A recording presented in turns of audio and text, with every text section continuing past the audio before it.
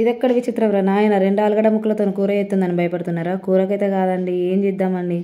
ఈ మొటిమలు అయితే అవ్వకుండా ఉండవు, అవి అయిన తర్వాత నేనైతే గిల్లకుండా ఉండను. నా చేతులు ఏంటో గులగులా పెడుతూనే ఉంటాయి. అవి మొహం పైన వచ్చుడు పాపం. నేనైతే ఎంత గిల్లద్దు అనుకున్నా కానీ అవి గిల్తూనే ఉంటాయి. తర్వాత అవి మరకలు అయితేనే ఉంటాయి. మరకలైన తర్వాత మళ్ళీ ఫేస్ని చూసుకుంటేనే భయం అవుతుంది, బాధ అనిపిస్తుంది, ఏడుపు వస్తుంది, దుఃఖం వస్తుంది, అన్నీ అవుతాయి. ఏం చేద్దాం రా బాబు, ఇవి వచ్చినాయి అంత తొందరగా పోనే పోవు కదా. ఇక వాటి కోసమే ఈ తిప్పలు. ఆలుగడ్డ రసం, టమాటా రసం పెడితే పింపుల్స్ పోతాయి అండ్ వచ్చిన మరకలు కూడా పోతాయని మంతెన సత్యనారాయణ గారు చెప్పారు కదా, ఆయననైతే ఫాలో అవుతున్నా. ఆయన చెప్పినది ప్రాసెస్ లేటుగా పనిచేసినా కానీ మంచిగా పనిచేస్తుందని నాకు నమ్మకం. రోజు చేయొచ్చు కానీ బద్ధకం ఎక్కువ అయ్యి ఒక్కొక్క రోజు చేస్తే ఒక్కొక్క రోజు చేయను, కానీ డైలీ పెట్టుకుంటే మాత్రం రిజల్ట్ అయితే మంచిగా ఉంటుంది. ఆ స్కిన్ అయితే మంచిగా గ్లో అని అయితే నాకైతే అనిపిస్తుంది, మంచిగా అనిపిస్తుంది.